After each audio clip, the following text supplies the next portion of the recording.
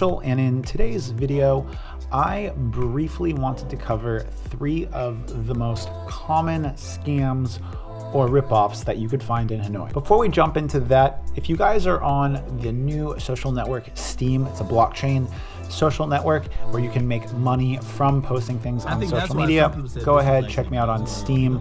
I also have a website now where I have links to the products I use and more videos and helpful tips that video creators and travelers might find useful. If you like the video, go ahead, give the video a thumbs up. If you love it, think about subscribing.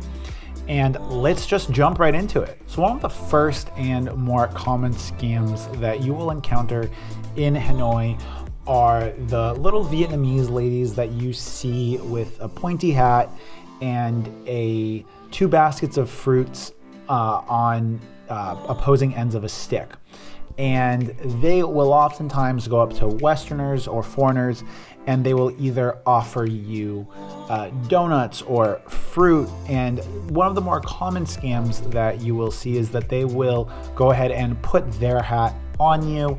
They will offer you a chance to hold essentially their payload of fruits and vegetables and take a picture, and then they demand money. Another thing that you will see is a lot of times these ladies will have donuts. They will come up to you on the street, offer you a donut for free, and then demand that you pay for it after you've already taken a bite out of it.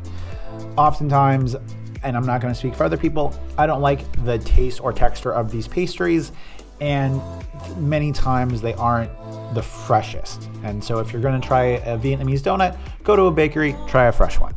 The second scam, and I would genuinely call this a scam, are the cabs in Hanoi. Now, the reason I'm going to specifically call the cabs a scam is because oftentimes either they won't run the meter, or in even more extreme cases, this happened within the past few months, Westerners have been kidnapped. Oftentimes they are drunk or refuse to pay for the cab. But in general, getting into a cab in Vietnam is a risky proposition because there's almost always going to be a language barrier.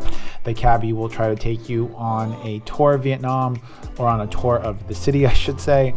And they either won't run the meter or you won't agree on a price before doing it. And oftentimes they will look to charge you 2 to 3 times more than a comparable Grab or Uber.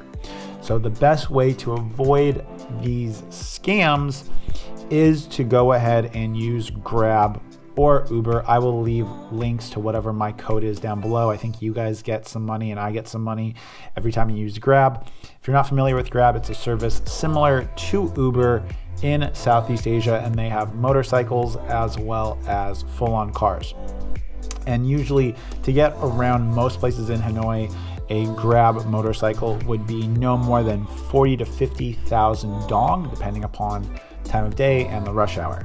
The next scam that I would like to talk about are motorcycle rentals. Now, because of high tariffs and taxes in Vietnam, motorcycles are more expensive. Now, I have 2 bikes. One of them is a Honda Win, another one is a Honda FTR 223, and before I bought either of those bikes, I rented a Honda Win from a Vietnam motorcycle rental company. That 110cc bike that was a complete death trap, barely working brakes, horrible experience, was $40 after 7 days. Now, to keep in mind, the price of the average Honda Win on Facebook in Vietnam is between $180 to $300. So if you're looking to ride around Vietnam any more than a week, I would say go ahead and buy one, or just use Grabs or Ubers to get around the city because they're pretty cheap. If you want to rent a larger motorcycle, those bikes will be anywhere between $20 to $40 a day, which is why it's kind of unpopular to do so. Now, I wouldn't necessarily call this a scam, but parking in Hanoi is something that you have to get used to paying for. And leaving your bike unattended on the street can lead to oftentimes either having your bike stolen or having your bike moved. Now, if you're gonna go park your bike anywhere in the old quarter or even most places, if the streets are crowded and you can find somewhere to park a motorbike, parking should be no more than 10 to 20,000 dong max.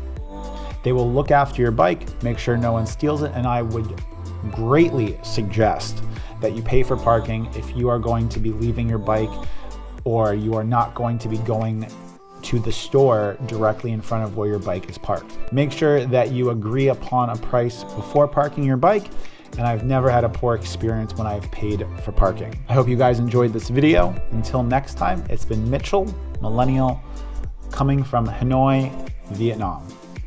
Peace.